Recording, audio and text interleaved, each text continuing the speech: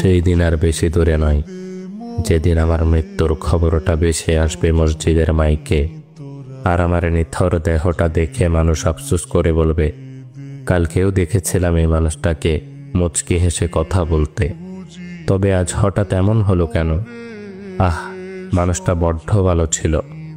কারো কারো হয়তোবা চোখের কোণে অশ্রু জমবে, আবার কারো কারো চোখ থেকে হয়তোবা 2 ফোঁটা জলও গড়িয়ে পড়বে। আবার অনেকেই খুশি হয়ে বলবে, যাক, ভালোই হলো, আপদটা বিদায় হয়েছে।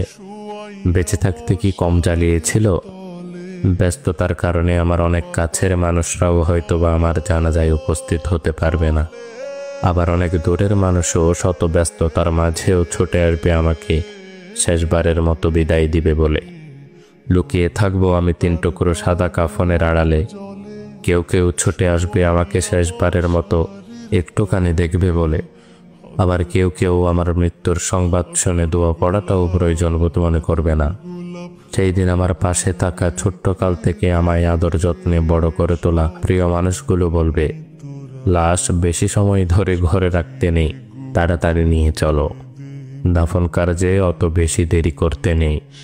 শত কষ্ট উপেক্ষা করে তৈরি করা আমার সাজানো গোছানো জীবনের সমস্ত সম্পর্ক, টাকা পয়সা, গাড়ি বাড়ি, জায়গা জমি ইত্যাদি কিছুই আর আমার থাকবে না।